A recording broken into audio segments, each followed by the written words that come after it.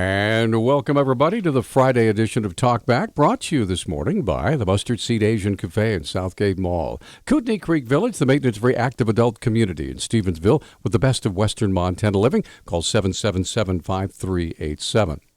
And also brought to you by Dig It Excavating, bringing 30 years of excavation excellence to your job. Call 214-4292 or visit digitmontana.com. Also brought to you by Selway Armory at 2825 Stockyard Road. More guns and ammo than anybody in Missoula. The best prices in Montana. Montana's premier firearms dealer.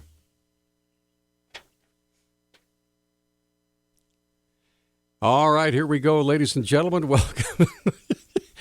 John, take the picture, for crying out loud. All right. By the way, where do all those pictures go? I keep trying to find them. I can't find them anywhere. They're all on Facebook. They are. And Instagram. Okay. You know, those things you don't know how to use. That's right. I have no idea how to use Instagram. And you know what? I don't want to know. I think you could be blissfully unaware of Instagram. Just fine. I will remain blissfully ignorant. So. Anyway, I've been trying to get a hold of Mick Holeen, the voice of the Grizz. So I'm going to try to call him right now because he said he'd love to be on the show. So so let's do this right now. You're going to call him on your cell phone instead of the would you mind calling that number right there and getting Mick on? Because something really extra special is coming up tomorrow night. It's Grizzly Bobcat Week. In case I'm really into Grizzly Bobcat football, but we play the Bobcats twice during basketball season. So we already beat the Bobcats once. We want to beat them again. So that's what it's all about. And so one of the things that's going to happen just before the game, I've spoken with Kent Haslam, and I've also spoken with Greg Sundberg about a special ceremony to honor Mick Holeen, 31 years as the voice of the Grizz. So, John, I believe I got him on the phone there, John? Can you go on with this? Yeah. All right, perfect. We'll put it on here. All right, here we go. Yeah, I know that Mick is always shy about going on the radio. He's like, what time would you like to go on? Oh, right now. Hey, Mick, how you doing, partner? Hey, good morning. Yeah, are you awake and up and at 'em yet? That's too personal a question. If we hear any flushing sounds, we'll know that you were. Exactly. Well, I got the word from Kent Haslam and Greg Sundberg about what they plan to do tomorrow night. I know you're a little bit uncomfortable with people screaming your name and cheering and all that sort of thing, but they gave me a list of things. I'm just going to read this off, and don't get too embarrassed, okay? It says here, in 31 years, Mick has done play-by-play for 667 Grizzly basketball games, starting in 1993 to today. 241 Lady Grizz games from 1985 to 1992, when you were the voice of the Lady Grizz. 317 football games from 1993 to 2015. A total of 1,225 games over 31 years. Along with that, you've done 7 national championship football games, 2 titles, 49 of the 54 playoff games that Montana has participated in, 5 of the 7 trips to the men's NCAA tournament, 3 men's NIT tournaments, 2 women's national invitation tournaments, 6 trips to the women's NCAA tournament, and you're the 14-time winner of the Broadcaster of the Year award from the National Association of Sports Writers and Broadcasters, and you were a finalist 7 additional times. So, obviously a slacker. It's a good thing I got paid by the word, huh? Well, Mick, 31 years, man. Now, what do you remember? First of all, I want to open our phone lines to anybody who wants to say hello to Mick. If you'd like, 721-1290 is our number, 1-800-568-5309. But can you remember back to the very first Lady Grizz game and what that was like for you? Yeah, it was kind of bizarre, as I remembered at least. I think, and Chris Walter-Skirson would be the historian on this, I think it was at Real Court at Washington State, which has special memories for me because I've pretty much been a Cougar fan my whole life, and used to be season ticket holders down there, and so I had an opportunity to to do a Lady Grizz game sitting there, and I'm like, wow, this is a pretty good seat. This is a little bit better than the seat I've been paying for. And, you know, it's special to have it in Pullman. That's at least as I remember. But, you know, to tell you the truth, all the years with the Lady Grizz were so special and so long ago that it kind of all run together. How about your first football game? Oh, sure. That was South Dakota State, you know, when we were down 38-7 in the third quarter. Right. And the legend of Dave Dickinson got started that day. Yeah, absolutely. And, you know, I remember turning to Brad Salonen and saying at break when they scored to go 38-7, I said, you know, this isn't that good a game.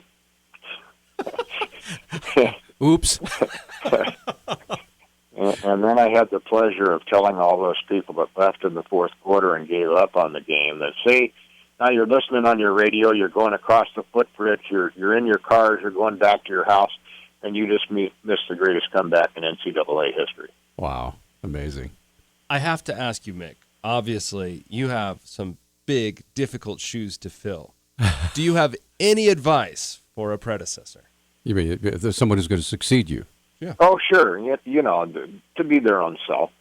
You know, when I was fortunate enough to get the Lady Grizz job, and at that same time was doing the PA for Grizzly football, and you know, so I've never missed a game at the stadium. I've never missed a home game in the history of the time that I've done it. And you know, you just have to be your own person. There were many people that when Bill Swanky retired, said, you know, geez, how are you ever going to replace Bill Swanky? And I said, well, I'll never be able to replace Grizz Bill. I said, we're quite different people, and our styles will be quite different, and not even knowing what the difference in our styles would be. And, you know, that's what that person will do. And, of course, Grizz Nation will bring them under their fold and support them, and onward and upward. Sure. Let's get Doug on the line. Doug, you're on with Mick Holeen. Hi. Well, good morning, and to the Mixter, good morning. A little early for you there, big guy. To have to how would you know that, Doug? How would you know that? We've only gone back, I don't know, many decades as you were on the police beat, then moved into the sportscasting, and I just wanted to tell you that you are going to be sorely missed. I think it's a big mistake, and that you are an icon, a treasure in Missoula, and the headphones are on when Mick is on. So I just want to wish you the best, but yep. It really saddened me to see this change being made, because, number one, I don't think it needed to be made, and number two, they're losing a guy that they're dedicated to the Lady Grizz and the Men Grizz and Grizz Nation. So best wishes. Thanks, Doug. I sure appreciate your thoughts. We kind of miss you up here on the lake. You know? Yeah. By the way, Doug Chase, you want to talk about celebrated individual there. Doug Chase, a former sheriff, former police chief in Missoula, a police chief over down in Polson. I believe he's been the police chief of the world at some point or another, but one of the kindest, nicest men ever. But one of the things that I wrote in the story that I did online, both Mick and Doug, was that for 31 years, about the only voice that people have associated with Grizzly sports is Mick Holeen. And so you probably got, maybe 2.5 generations of people that have born and grown up listening to nobody but Mick. Well, it's kind of interesting because oftentimes I'll have people talk to me and say, what you don't want to hear is when they say, yeah, I've been listening to you all my life. They're like, God, how old are you? But that would be the case for me, by the way. It's one of those things where, the success of Grizzly football kind of began back when Washington Grizzly Stadium was opened, and I've been fortunate enough to be part of all the early successes of Lady Grizz basketball and setting the standard for Grizzly football through legendary coaches and basketball, and so really from a young person's standpoint, anybody that's younger than 40 or so, or maybe younger than 50, I think that's probably true. I'm probably the only voice they've heard. Go ahead, Doug. Well, I tell you, Peter. All this time that I've known Mick, and all the involvement as a reporter on the beat when I was in law enforcement. I never did catch him violating the law, which just tells you what an outstanding citizen he is, or that he's just doggone lucky. But I've been very lucky. Sounds like he has a friend in power. He might have been able to sweep some stuff away. Yeah, I'm sure he's never approached Doug Chase and said, "Can you fix this ticket for me there, big fella?" Well, I'll tell you, Mick Holeen would have never asked that, number one. And number two, what a pleasure it would have been to put my foot on the bumper of his car and say, Mick, can I see your driver's license? All right. Thanks a lot, Doug. For Mick, the best wishes, and thanks for getting him on. This guy is a treasure in Missoula, and I'm going to have a hard time accepting whoever follows him. So. Well, it'll be tough, but they'll get her done. Hey, thanks, Doug. Appreciate it, man. Hey, listen, Mick, we're up over a break. I can't wait till tomorrow night. I know they're. Whoops. There we go. Okay, there we go. So it looks like we have another caller. So let's take a quick break. We'll be right back. Mick Holeen joining us. Of course, this is his final year of being the voice of the Grizz, and there'll be a very special presentation coming up tomorrow night. So we will be right back in a moment. Oh, yeah, a little Grizz fight song action going there. Mick Holeen joining us, voice of the Grizz. He'll be honored tomorrow night at the just prior to the tip-off of the Grizzly Bobcat game. But Reed's on the line right now. Hi, Reed. You're on with Mick. How you doing, Mick Holeen, buddy? Old boy, long time no good, talk. Reed. How are you, man? Good. I just wanted to call in here this morning. I'm on the road. Happen to be, just east of Missoula here, heading down the highway today. And I just want to tell all the listeners, for those of you that always ask, what kind of guy is Mick when he's not on the mic. And I've got a story back when I started in radio play-by-play, as you well know, Mick, probably long before I ever should have had an opportunity. But I've been blessed to get going in this business when I was just 14 years old, and when I was 17, I got tied up with Mick, and he invited me up to his house there on the lake, and I brought my the old cassette tapes, and we dug out the old radio, dusted it off. I don't know if you remember this, Mick, but you sat there with me. I bet you sat there and spent 4 hours with me as we listened to a segment of a basketball game I was broadcasting, and I was adamant I wanted you to pick that baby apart, and you did, and we sat there, and it seemed like for my terms as I was calling the games there on the radio that anytime I needed something or had a question, Mick was there and wasn't afraid to tell you what you may or may not have wanted to hear. Well, I know he's very shy, Reed, so, Well, exactly. I can remember he was on his way, I think, to a Grizz game one day, and I said, Can you stop and in town here in Ronan and go over some stuff? And on his way to Missoula, I left a little early. We met there at the local restaurant and took some notes and went on our way. But I tell you, the same guy you would think he is on the air, he is off the air. And a lot of people say that there's a lot of professionals in the business that when they're off the mic, they're nothing what you would think, and he's every bit of the man that you would think he is. And as you can tell, my feelings about the situation are probably not as, are just like the rest of Grizz Nation. And I always said that someday I'm going to have his job, but I never thought that things would go down this way. And we're gonna dang sure miss you, Mick. Well, thanks, Reed Tobel. I really appreciate it. One of the things that I've been lucky enough to do is spend time with prospective and with working broadcasters, and I continue to hope that I'll be able to do that. And I just heard from a broadcaster in Portland this week, in fact, that was from Valier that does games for a D2 over in the Portland area, and just wanted to chat and tell me what he's stolen from me over the years. And how some of the things that I've influenced him doing, and that's the ultimate compliment. It really is. I sure appreciate that. Well, I tell you what, there's a true testament to showing class in a guy when you're telling the guy you're basically training the next generation to come and take your job. And it sounds funny, but in the auction business that I'm in, and in anything else, when you can get to a point where you feel comfortable turning around and teaching people basically how to be better than you.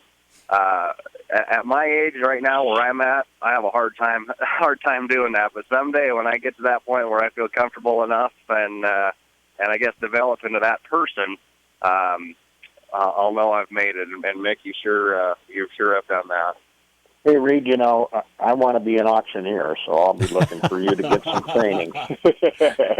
Well, what I tell people is, as they say, well, how did you ever learn to do that? I says, well, between as many showers as I take and as many miles as I drive, you've got a lot of alone time. Yeah, that's for sure. That's for sure. Reed, thanks for the call, sir. Hey, you bet. Appreciate Thank you, guys, it. and keep on keeping on. You bet. Okay, Thanks, we're up against another break, Mick. Hang on just a second. When we come back, I want to find out the origination of the term, it's no hill for a climber. Because I know when the Grizz are behind, one thing I can always depend on Mick to say, whether it's football or basketball, hey, it's no hill for a climber. And I want to find out where that originated from. We'll be right back. Okay, one more time, just for another few minutes. We're talking with Mick Holine, the voice of the Grizz. He'll be honored tomorrow night at the Grizzly Bobcat game. But we have another caller. Rusty, you're on with Mick. Hi. Hey, Mick, how you doing? Hey, really good. How are you?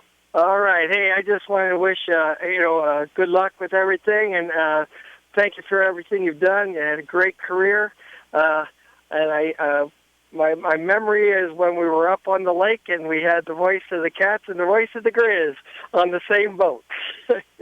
That was some kind of day, I'll tell you. Who caught the most fish? There will be no fish caught off my boat. No. But you're truly a good friend, and I just wanted to give you a call and say congratulations, and thank you for everything. Well, and for you guys in listener land, this is a true Bobcat, and one of my favorite Bobcats to spend time with. So we have a good relationship, even though I don't know, a couple days a year we disagree.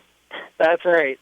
Hey, Rusty, thanks for the call, man. Appreciate it. Okay, thank you. Real quick, Mick, we got about a minute and a half. So where did the term no hill for a climber come from anyway?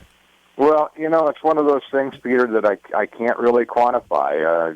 Some of the things I can explain, like be at your best when your best is needed and things like that. But I've always believed that you should be an optimist as far as supporting teams. And I wasn't so much when I first started, and I was a reporter as well. I wasn't quite the homer that I am now.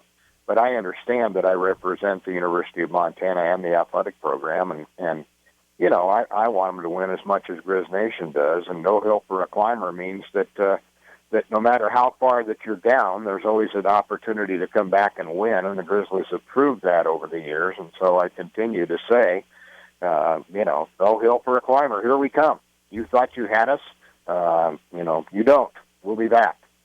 All right. Well, listen, we look forward to. I'll definitely be there tomorrow night to cheer you on and enjoy another great broadcast by the voice of the Grizz, Mick Holine. We sure appreciate you being with us, Mick. Thanks so much, Peter. We got a lot of hoop left this year. Oh, I know that. The season's not over yet. We got a long way to go.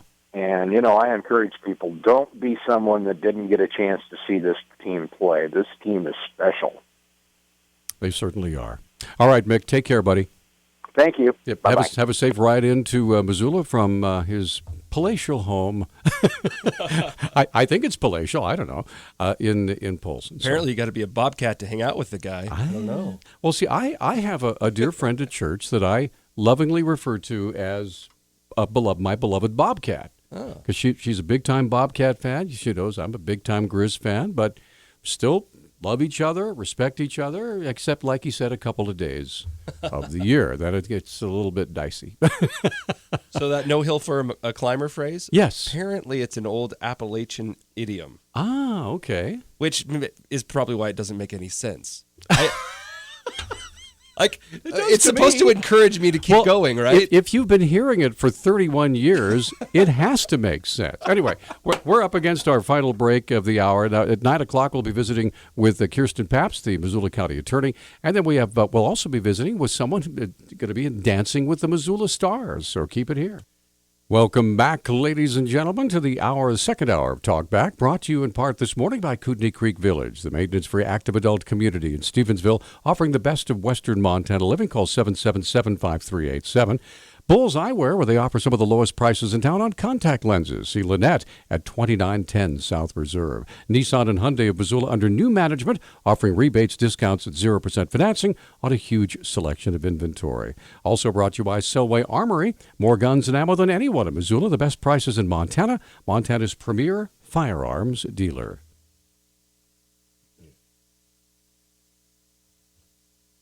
As is our custom on Friday, we have the county attorney for the county of Missoula, Kirsten Pabst, joining us on the phone this morning. Good morning, Kirsten. Good morning. How you doing? Oh, very well. Glad it's Friday. Yes, ma'am. Absolutely. Do county attorneys get Fridays? Well, we get Fridays, but, every day's kind of a Monday. Or as we like to say in our business, here it is Friday, only 2 more working days this week. So, but aside from that, tell us what your week has been like. It's been kind of a typical week. We filed 11 new complaints in court, at least 11, although you just asked me about another one that didn't show up on my radar. So 11 plus, a couple bad check cases. And as you know, we always try to get those resolved before we have to file them in court. And we offer folks plenty of opportunities to pay restitution in lieu of having criminal charges filed. But sometimes they don't make the right choice there, and then they end up having to be dragged through the criminal justice system. There were 2 cases of possession of dangerous drugs with intent to distribute. There was one stabbing, as you know. The suspect used a kitchen knife and stabbed the victim at least 7 times. Well, I heard it was 9 times in the back and twice in the head. That's right. At least, yeah. So wow, amazing. And then there was an additional robbery, which we really hate to see this, but the allegation is that the defendant held up an elderly man at knife point and demanded his money. That appeared to be motivated by drugs as well. I listened to that lady testify in front of the judge. Yeah, and it sounded like she was on drugs. It was actually a very scary moment. She was actually appearing via video from the county jail, and Judge Karen Orzak is not one to suffer fools lightly, and I think she put up with her longer than I would have. Oh yes, a lot longer than I would. I mean, after the woman told me, or called me Judge Judy, and then proceeded to explain how she was a 33rd degree Mason, I probably would have asked some questions about whether or not she was reasonable to be here. Obviously, a very troubled soul. So Judge Orzak said, "Let's try this again tomorrow." So anyway, yeah, I wasn't there, but I did review those notes and see that she was held in contempt via video, which is quite unique. So anyway, so what kind of special things are you working on now that we've had a chance to go through the weekly list of what you've been doing? Well, I didn't quite get through the list. Oh, go ahead. That's quite all right. No, we had a possession of opiates. There was a fugitive from Washington State, a woman who had allegedly committed a residential burglary. And I don't know the circumstances of the case in Washington, but a lot of those that we see here are motivated by drug-seeking people engaging in drug-seeking behaviors. There was a false report where a gentleman allegedly claimed that his car was hit and the driver ran off when there was evidence indicating that, in fact, he may have been involved in the crash, and then came home and then called law enforcement and indicated that somebody else had smashed his car. Then there was a deceptive practices that involved stealing a car and taking the credit cards that were left inside and using them fraudulently. So the takeaway there is don't leave your credit cards in your car and always keep your car locked up. Wow. I wanted to ask you if there was any more progress on the criminal mediation trial or process that you were trying to start here in Missoula. Yes, we're working on that. We're in the process of scheduling it, and that's quite a feat because we've got a lot of different players involved. once we get that scheduled, and if it's successful, like I said, I'll report back to you the details. I'm excited about the opportunities of criminal mediation in some of these cases. Obviously, not right for every case, but in ones where they should settle and not use up those resources of the justice system, which are pretty limited, we'd much rather get them resolved without having to do that. Can I ask a question? What is the difference between mediation and a plea bargain? A mediation involves an objective, neutral, third-party mediator who is basically an expert in criminal law and is going to work both parties through the risks of going to trial as well as the expenses, and then come up with a recommendation that is appropriate. And oftentimes in civil cases, those are extended. They take a day, 2 days, 3 days.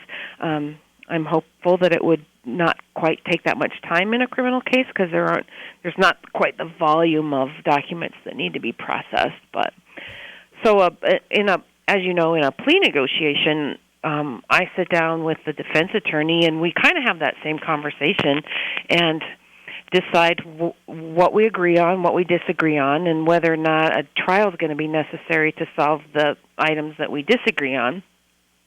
And as you know, 95% of the time we're able to come to an agreement where we can make a recommendation that in the state's position is the best possible outcome for this case without having to spend the money to go to trial. Okay. And, of course, that process is ongoing, right? It's ongoing, yeah. Okay.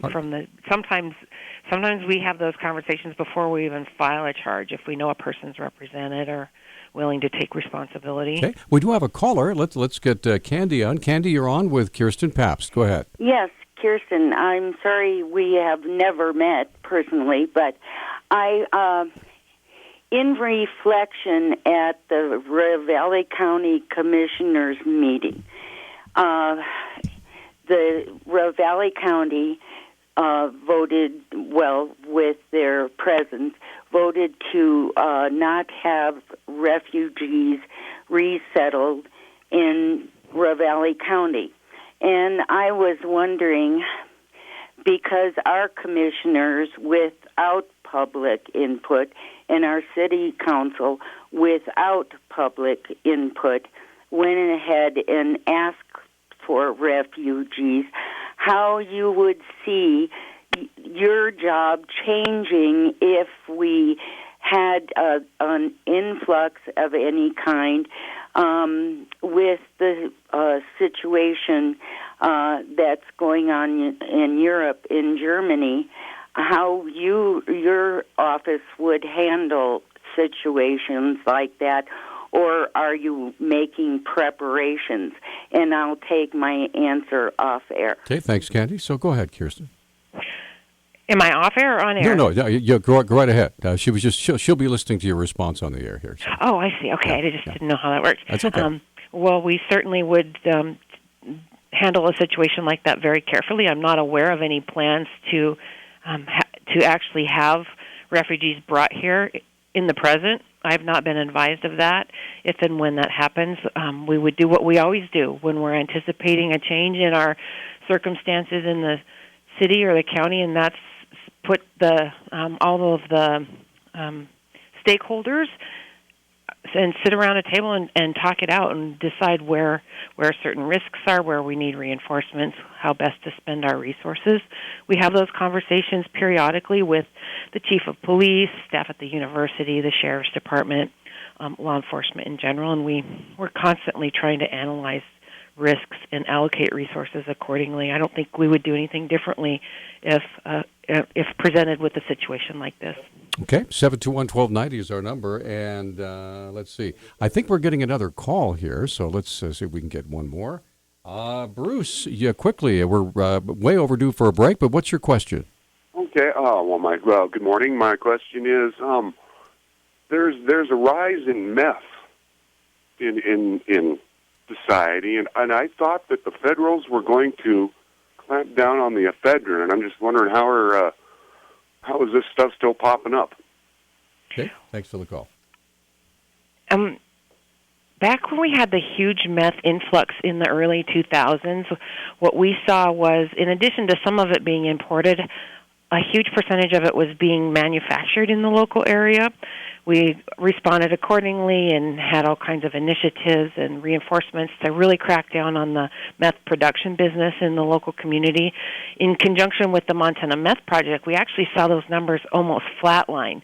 In around 2006, 2007, we thought we had a pretty good handle on the meth problem. And now what we're seeing, it's a little bit different, is the meth that is saturating our community and causing a spike in all of our other issues like child abuse and neglect and serious domestics. That meth is coming in from out of state and out of country. And so we're calling on our partners in the U.S. Attorney's Office and the federal government to sit down and work with us on addressing this on really more of a national and global level. I do have a meeting scheduled with the United States Attorney, and they recognize sort of the local interest in those efforts as well. They've been very good community partners in trying to address this meth influxion that we're seeing. All right. Well, Kirsten, we've kept you longer than we usually do. We really appreciate your time, and thanks for taking those questions. You bet. Have a great weekend. Take care. Thanks. Bye. Okay, that's Kirsten Pabst. We're way overdue, like almost 5 minutes past our break. So Peter's just exploding inside. I'm trying not to freak out because, after all, I am the commercial sheriff. So we're going to go right back. Maybe I'm the commercial county attorney. Right now, you're the commercial fell asleep at the job. We'll be right back. Okay, welcome back to Talk Back. We went a little bit long on that last break. So what do you got for us there on Facebook there, Tom? A couple questions. One's for you, and I think I can respond to the other one pretty well. Okay. The first one's from Daryl. He says, do you know if the games are televised and where? I think he's referring to the Grizz. They will be. They'll be televised, I believe, on ABC, okay. the ABC channel. The next one is from Katie. She says, what is the situation with the alleged rape on Mount Sentinel? Well, I can tell you everything I know, yeah. and I can even tell you some things that weren't in the coverage that you heard yesterday. All right. So one of the reasons why it was a little strange was the incident happened, and after the incident happened, the University of Montana police were trying to figure out who owns what on Mount Sentinel, because part of it's county, part of it's city, part of it's University of Montana. And it's really dicey as to where the jurisdiction lines lie, okay? In a case where there's a felony against persons, the University of Montana will turn those over to the authority, whether that be police or county, sure, that's responsible. So it took an evening and then the next day before they turned it over to the city of Missoula police because of the rape. Now, a lot of people that we heard, I spoke to some eyewitnesses. They said they saw a woman that was wheeled off the mountain on a cart or a stretcher.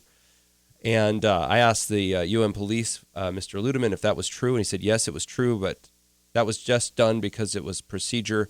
There were reports that she had a broken leg or was injured, or right, may have been injured before the rape or injured during the rape and things like that.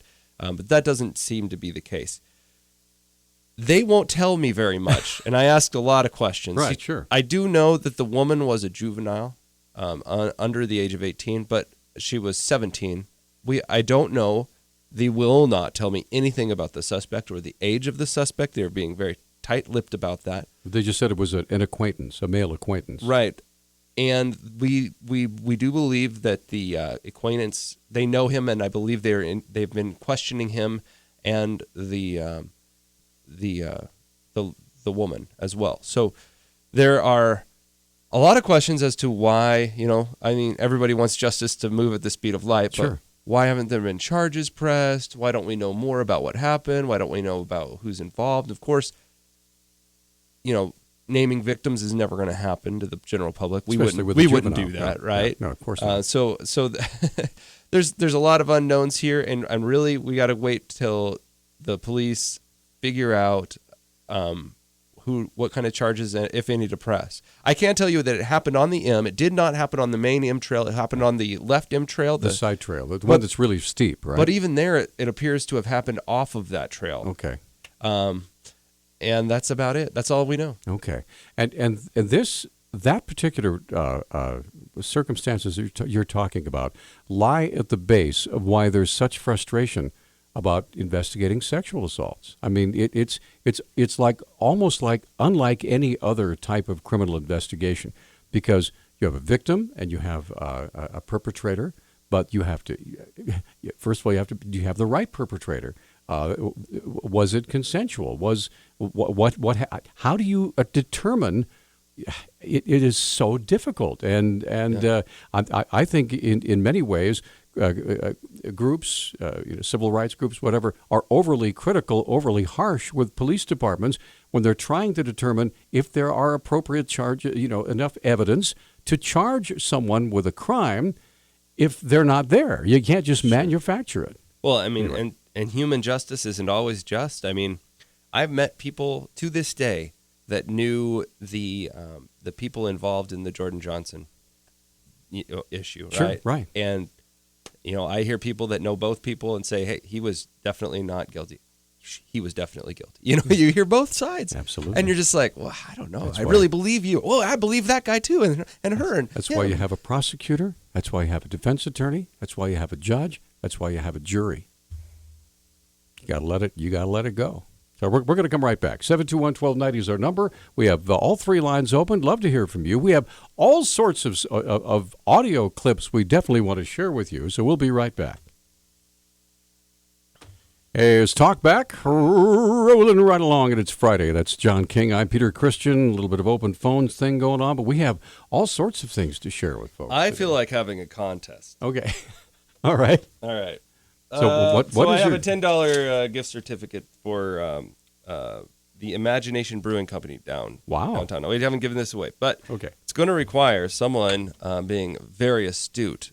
If you have any experience with pets, you will have an advantage, but I won't tell you the game until you call in. All right, 721-1290 is our number. So you want to take first caller? Yeah, well, whoever wants to come on and take the challenge. 721-1290 is the number to call, and we'll put you through a little test. And if you pass the test, you get the stuff. Give me that gift certificate here. So, all right. What it says here. This is the Imagination. That's that new brewing company that I was so fond of when they right on the river downtown. First decided to put it on. $10, good for redemption or product of merchandise at Imagination Brewing Company at 1151 West Broadway, which just happens to be almost right across the street from the new Poverello Center. That's right. Anyway. What we want somebody to play a game with us. But if you don't want to play a game, you want to call in on something else, that's fine. Yeah. We can play the game anytime during the show. I do have some other interesting clips. All right. One of them is this big back and forth between, and this is just great, Pope Francis and Donald Trump. Trump and the Pope. So let's just play the Pope's comments first. You're going to have to jack the volume up because the BBC feed was really low. Okay. But Pope Francis was in Mexico, and he was asked a question, and he gave this response, which Peter can't seem to find. Where is the pip? I've got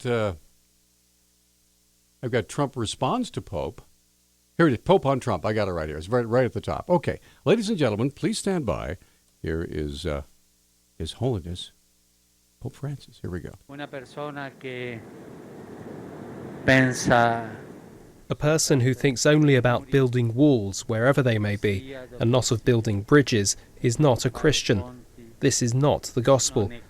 As far as what you said about whether I would advise to vote or not to vote, I'm not going to get involved in that.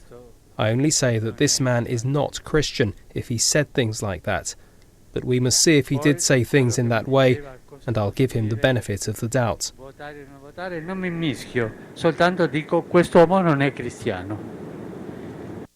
Okay. There you go. So basically the Pope is saying because Donald Trump wants to build a wall to keep the folks out, that he is not a Christian.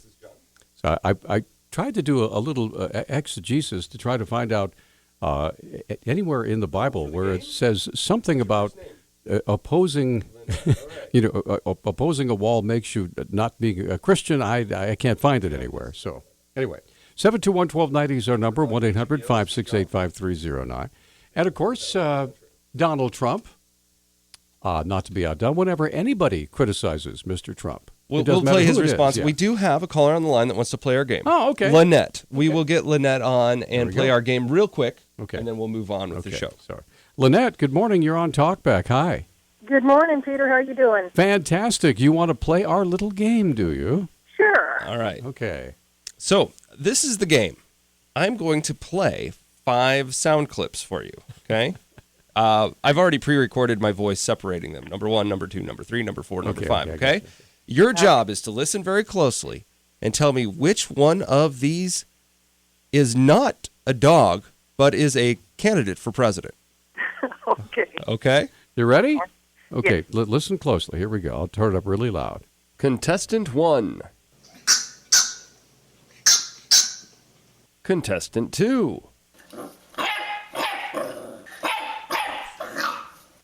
Contestant 3.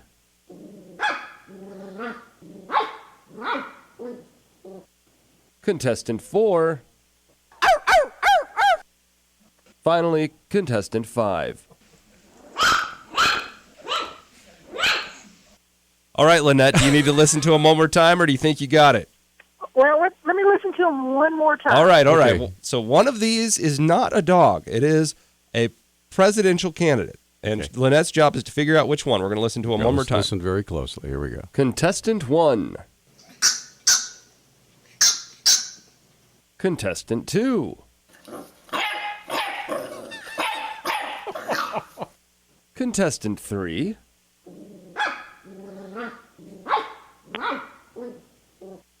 Contestant 4. Finally, contestant 5. Okay, Lynette, this is it. This is the big one. For $10 to imagination, what is it? Well, I'm not sure. I'm going to go with number 4. You are! Now, for nothing extra, who was it? Wow, that's a hard one. Which- I'm which- going to say it's Hillary Clinton. Yes! Wow! My goodness. I wish I had another $10 to give you, Lynette. Well, hey, Lynette, stay on the line. I'll get your information off air while Peter talks to Tyler. Okay. Okay, thank you so much. Hang on, we'll put you on hold there. All right, Tyler, you're on Talkback. Hi, buddy. I'm sure you guys want to go to break since it's one after. Yes, it is. So why don't you hang on? He's so sensitive. I appreciate that. We're going to take a little break, come right back, and get Tyler on. We have one line open, by the way. 721-1290 is our number. We're coming right back. Can you name the band? Come on, John. Oh, you don't know. I keep forgetting. He's so young.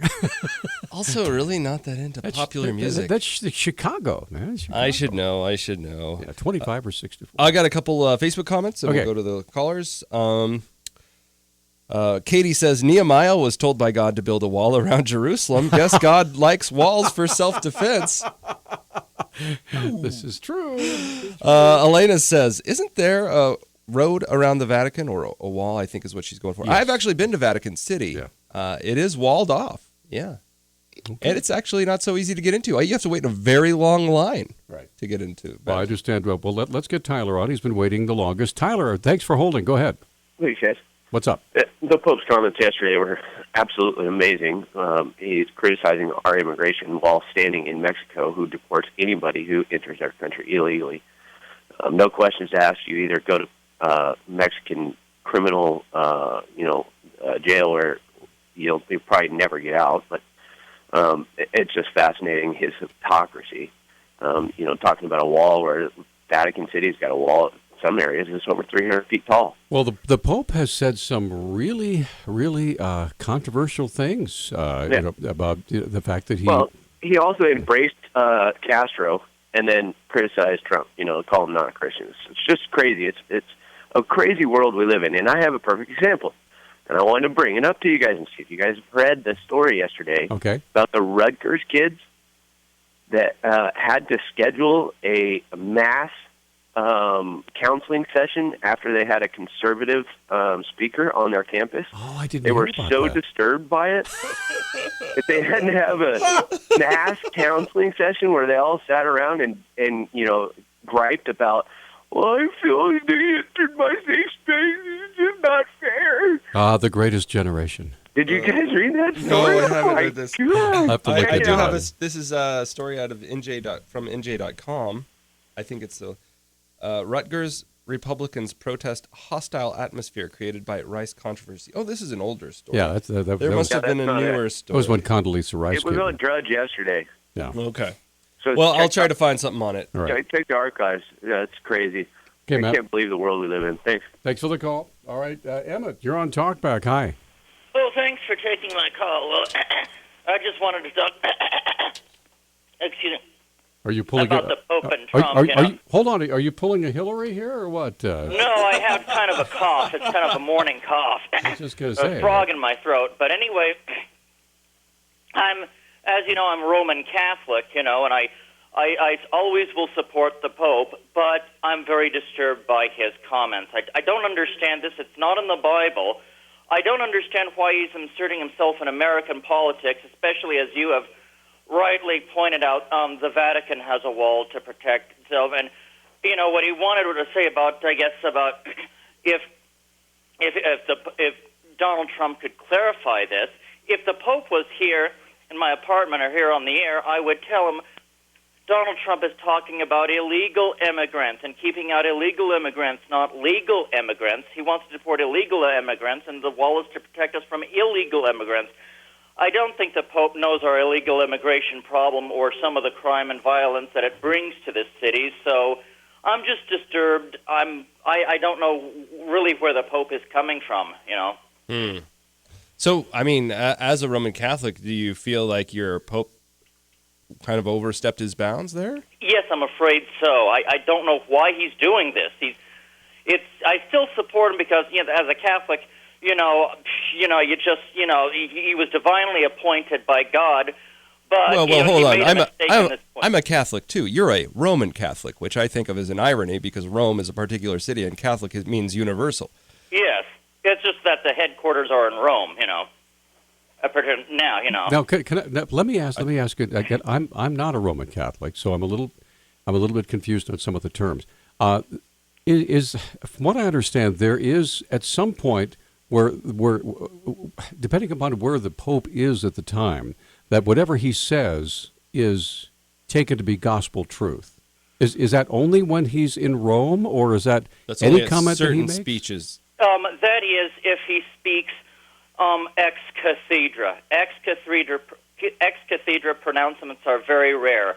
No, he wasn't speaking ex cathedra. Okay. If he speaks ex cathedra about a certain doctrine or dogma, and they're rare pronouncements, he would say it, on his chair, the people thrown, whatever, an ex cathedra solemn pronouncement. He wasn't doing that. Okay, all right. I was just curious. Yeah, no. Certainly. So I have to say, how do you feel Donald Trump should respond? Because Donald has responded. Oh yeah. Oh yeah, he responded. I don't know. I think Donald Trump. It's left up to Donald Trump to respond how he wants personally. If he. Well, how would you respond? What? You have been a proponent of Donald Trump. Yes. Okay, so let's just pretend that you are Donald Trump, okay? And Yes. the Pope just says you're not a Christian. I would So say how would you I'm respond? very saddened by this. I don't understand, and I'd want to meet with the Pope myself since I'm Catholic.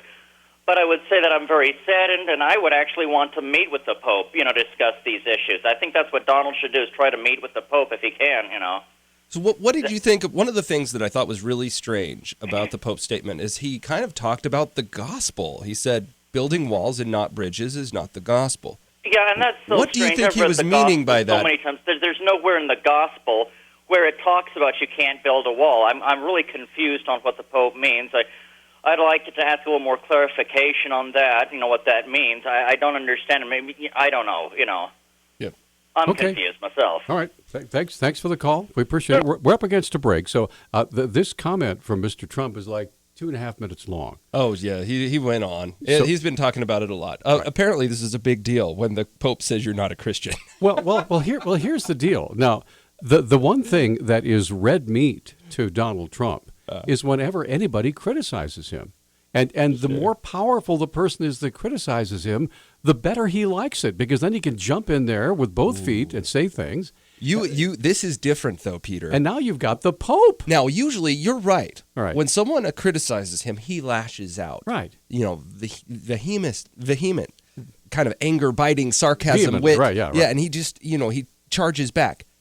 When the Pope criticized Donald Trump, he came out with a prepared statement. Wow. He never usually reads a statement. So he didn't just go off the cuff. And yeah, it's more genteel. Okay. All right. So we'll come back and see just how genteel Donald Trump can be in just a moment. He'll be here, okay? All right. Hey, we're back on Talkback. 721-1290 is the number. Love to hear from you this morning. It's open phones on Talkback. We were just discussing the, we heard the comment from the Pope regarding Donald Trump, and he stating that in his opinion as the Pope, that anybody who wants to build a wall rather than a bridge is not a Christian. Now, this is actually the second statement by Donald Trump. Now, Donald Trump actually came out, like I said, he read a prepared statement where he said he was disgusted with the Pope's decision. It's okay, just stay there. This is not this. This is a live interview during a town hall that came afterwards. It is. Okay. All right. So, line one. What's the program, though? CBS, I believe? This is Donald Trump Town Hall. So, okay. So here we go. This is Donald Trump responding to what the Pope said. Oh, the Pope is a wonderful guy. Let's start right there. Surprise. How surprised were you by what the Pope said? For those who don't know, he said, part of what he said was, a person who thinks only about building walls, wherever they may be, and not of building bridges, is not Christian. This is not the gospel. Well, I didn't think it was a good thing for him to say, frankly, and he was talking about the border. And as you know, I'm very strong on border security, and we have to have a border in this country. And we certainly don't have one right now. And as you know, we're talking about building a wall. We're going to build a wall, and Mexico is going to pay for the wall, and that's the way it is. We have a trade balance, and if you look at it, imbalance of about $58 billion with Mexico. It's really more than that because we also subsidize, et cetera, et cetera. So they're going to pay for the wall.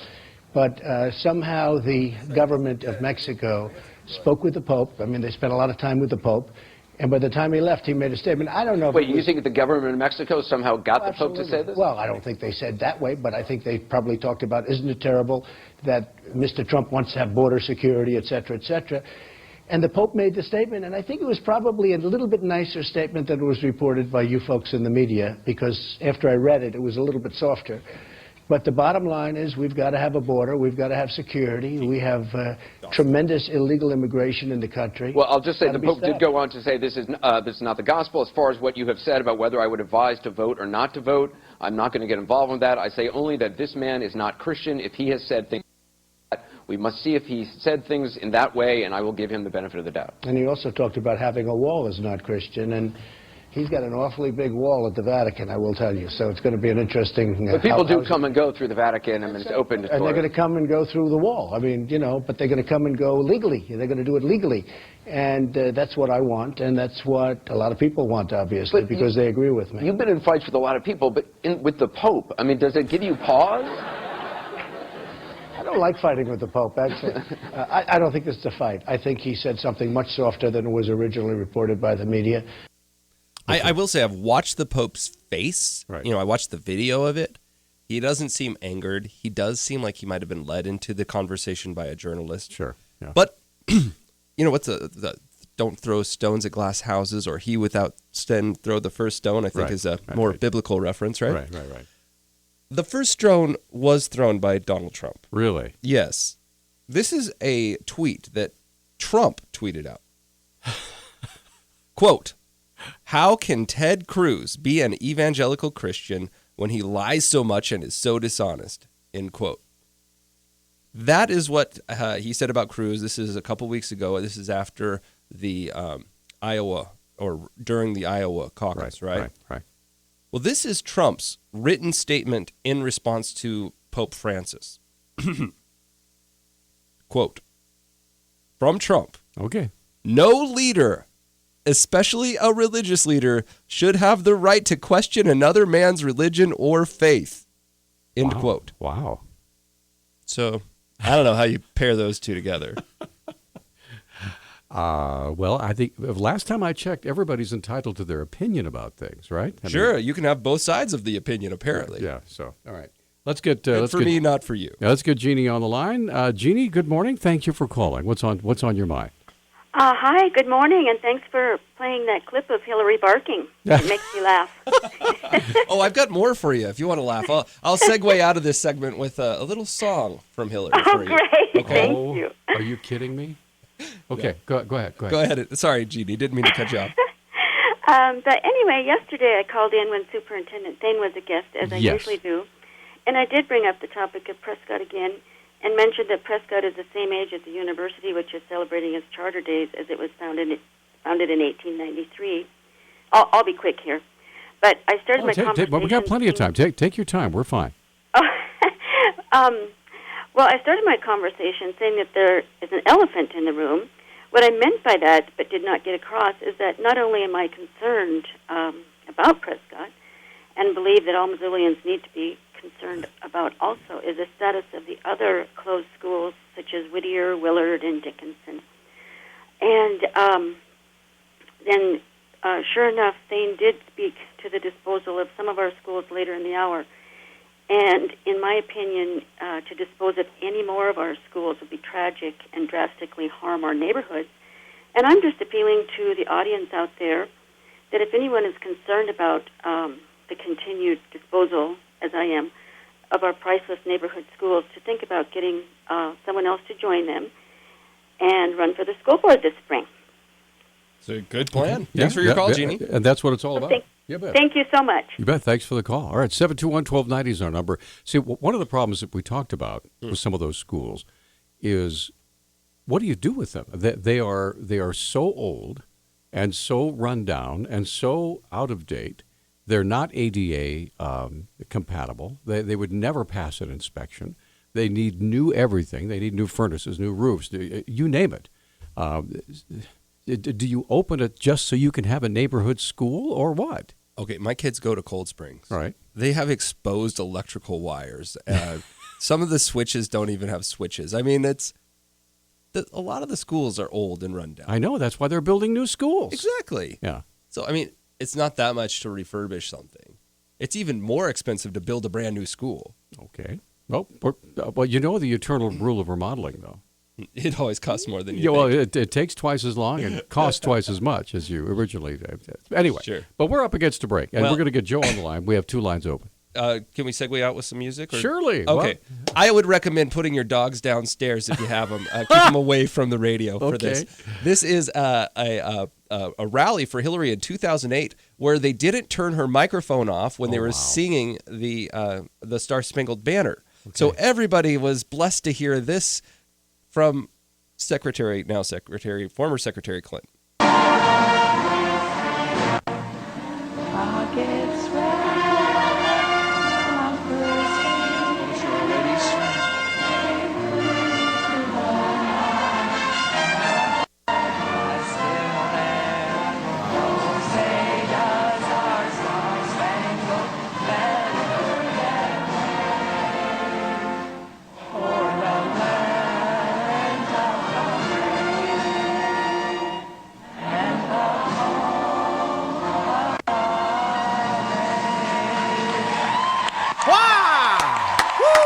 And with that, it's time for a cleansing breath, and we'll be right back.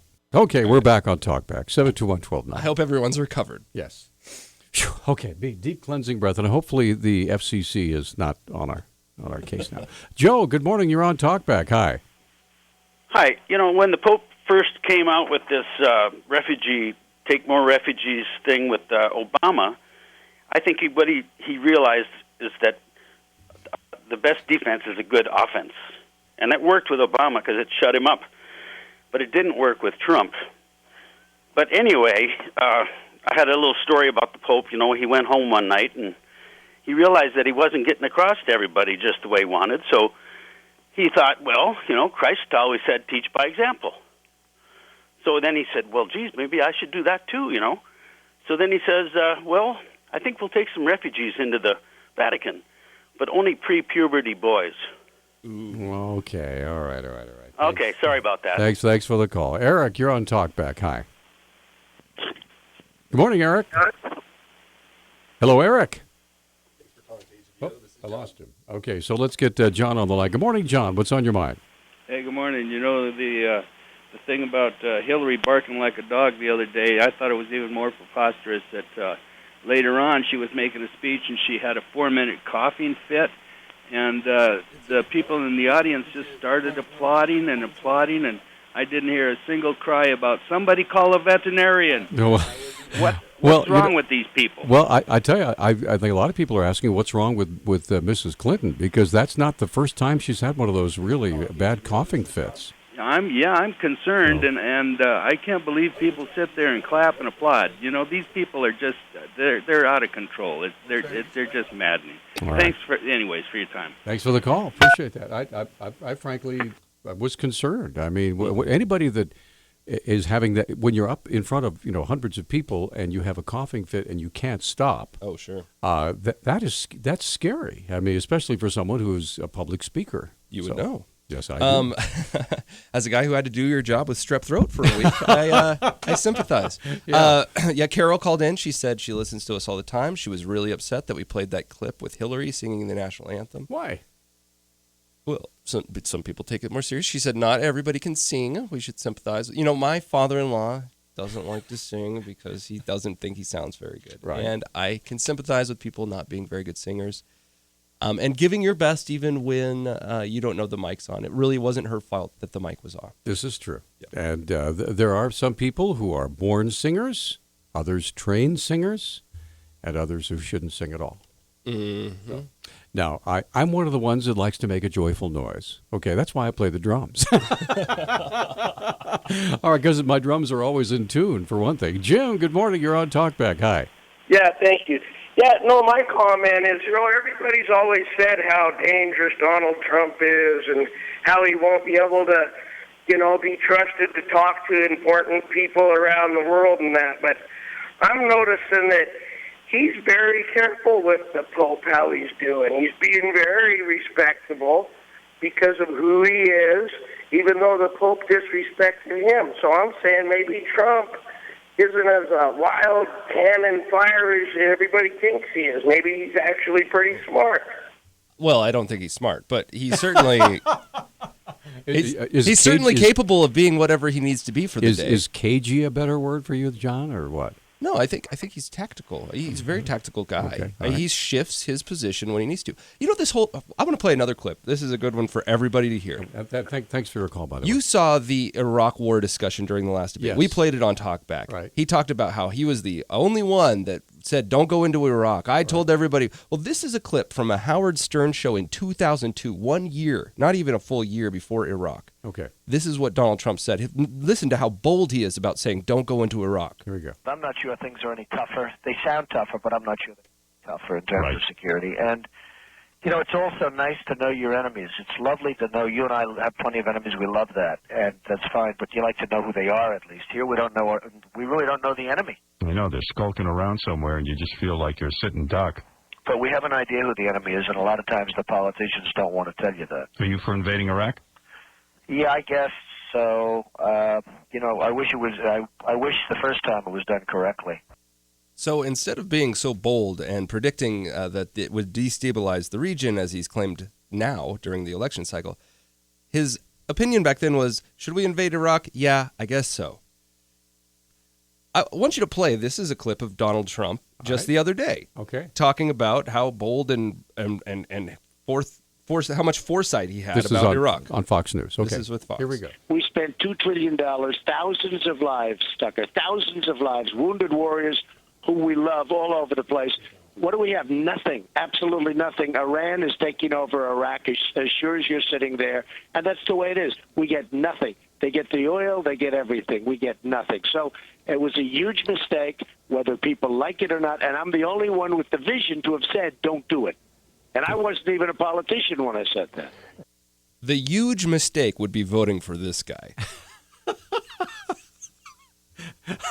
Now, are you still on the Rubio ticket? I am. There? Yeah. I am. Okay. Yeah, I think he's the best candidate. But frankly, I mean, all of the candidates are heads and tails better than Trump on the Republican ticket. This guy, if you don't look at the facts and look at the truth and believe everything he says, you could believe whatever you want. But when you look at the polls, John, I mean, I just looked at the Real Clear Politics poll, and Donald Trump is at least double digits ahead of everybody in every respect.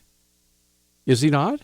No, well, first of all, Real Clear Politics doesn't do polls. They aggregate polls. Yeah, that's what I mean. It was in the aggregate. As I looked at it, Donald Trump was, 11%, 16%, 18%, 20%, whatever, in whatever poll it might be. Okay, and with that, we're out of time. So what's coming up on Monday's fabulous radio program? We'll have open phones.